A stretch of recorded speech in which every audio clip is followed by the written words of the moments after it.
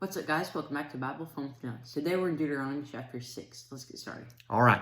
Deuteronomy chapter number 6. You're going to notice that in our reading plan that we've put together, we've jumped from the book of Exodus, and then we're jumping to some other books in the first 5 books of the Bible. These books of the Bible were written down by Moses while he was leading the Israelites. And the reason I'm having you read this stuff is because most of it is in Exodus, but I find that there are a lot of people who are really kind of intimidated by a book named Deuteronomy. I want you to see this is some good stuff. So I want you to read here. You could have read it in Exodus, but I want you to read here and just know that all of God's word is accessible to you. Now, Deuteronomy 6 is one of the most important passages in the whole Bible. As a matter of fact, in this chapter, there's a section of verses called the Shema, S-H-E-M-A.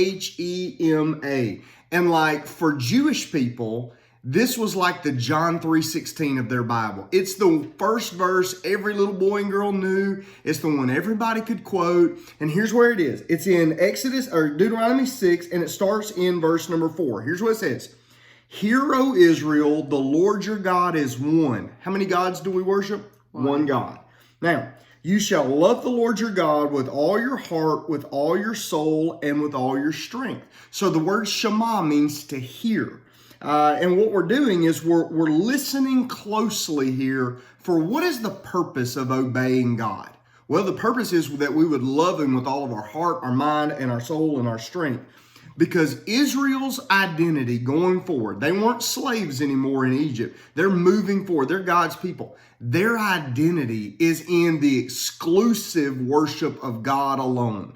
Everybody else is going to do what everybody else wants to do, but Israel is known for one thing. They're known for who their God is. Now, Jax, what was your takeaway from this passage? Okay, so my takeaway comes from verses 6 and 7, and they say, these words that I'm giving you today are to be in your heart. Repeat them to your children. Talk about them when you sit in your house and when you walk along the road, when you lie down and when you get up. So God basically names every single time of day in this verse. And I like that because he's saying that in everything you do, remember God.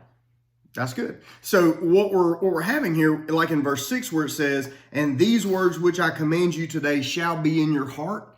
It means that when God speaks to us, spiritual devotion is to be above all personal, not just corporate, not just a show. Spiritual, true spiritual life is supposed to be personal. That's why he says these things are to be in your heart.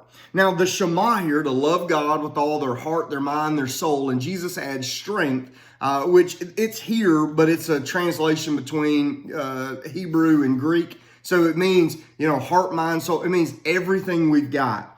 This isn't just words to memorize. It's a protocol. It's a pathway for how we direct our lives. And like Jack says, when God tells them, I want you to talk about this when you get up, when you lay down, when you walk along the road. I mean, when you get up, that's morning time. When you're walking along the road, that's daytime. When you lay down, that's nighttime. And so whether at rest or active, we ought to be teaching God's word in a way that's consistent at all times.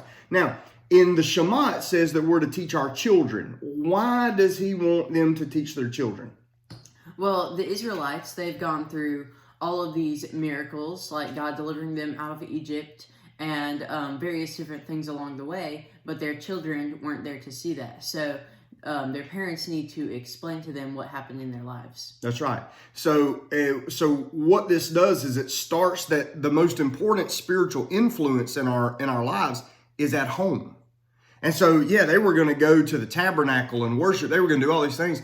But where does real influence start? Where's it supposed to start? At home. And so parents are supposed to pass their faith down, not just in what they say, but in how they incorporate it into every phase and activity of the day. So these kids didn't get up and go to school all day. They went and worked out in the fields with daddy, or they helped mom, or they did these things.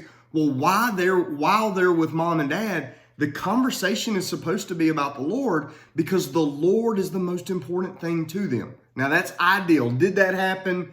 Probably like the way it happens in our lives. Some days it's good, some days not so good. And so they're doing the best they can.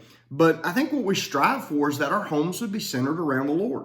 I like in verse 10, it says, "So it shall be when the Lord your God brings you into the land which he swore to your fathers, Abraham, Isaac, and Jacob, to give you a large land with beautiful cities which you did not build." And it keeps on going. I like how it begins with the word when. So it is when the Lord gives you all of these. They're still in the wilderness. They hadn't got there yet, but they're talking about it not as it's an if God does this, if God comes through, if God keeps his promises. No, it's a when. Why? Because when God speaks, he can't lie. And when God makes a promise, he keeps his promises. In verse 12, it says, "Then beware lest you forget." This is why you got to keep teaching and passing it down, because you can forget.